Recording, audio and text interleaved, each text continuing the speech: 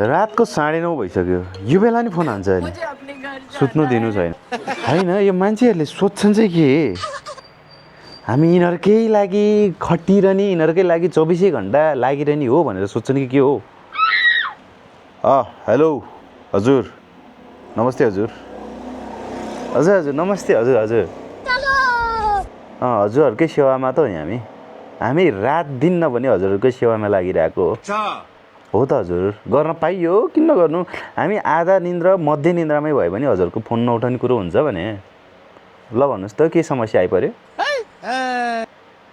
ए ठेकेदारले काम गरेन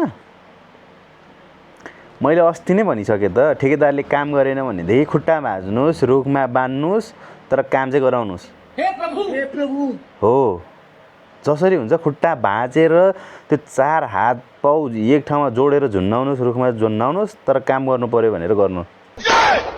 यो माथिदेखिको आदेश हो माथिदेखिको उ छ भनेर त्यसरी लागि पर्नुहोस् ए तपाईँ कस्तो कुरो गर्नुहुन्छ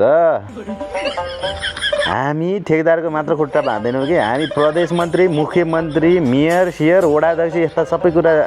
आला काचा मान्छेहरूको त खुट्टा भाँच्नेमा पुगिसक्यौँ हामी हाम्रो सरकार भनेको यस्तो सरकार हो के यो नीलो क्रान्तिमा यो कुरा सबै सम्भव छ के तपाईँ वायात कुरा नगर्नुहोस् न जनताको क्षति हुन्छ त हुन्छ हुन दिनुहोस् न तर काम गर्नु पर्यो के राहत दिनु पर्यो जनतालाई साथ दिनु पर्यो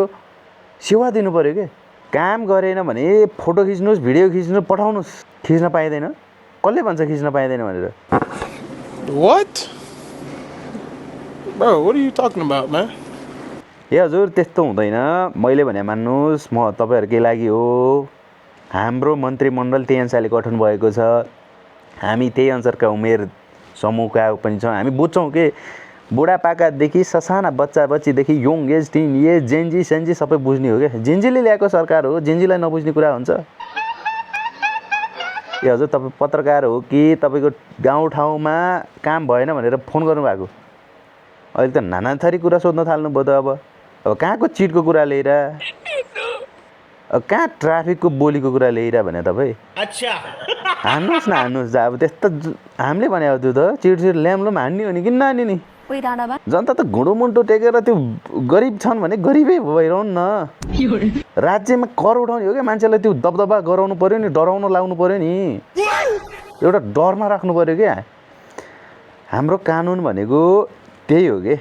जनता डराउनु पर्यो कुनै पनि हालतमा कानुन मिचेर अगाडि बढ्नु भएन डराएर छेराएर हुन्छ उनीहरूलाई माथि उठ्न नदिने हो के हो त्यही हो तपाईँ न्यु खोज्न चाहनुहुन्छ भने त्यही हो किन खिच्ने पब्लिक प्लेसेस हो जहाँसुकै होस् खिच्न पाइँदैन फोटोसोटो यो ल्याङ यो ताइनदेखिको कुरा गर्न राति फोन गर्ने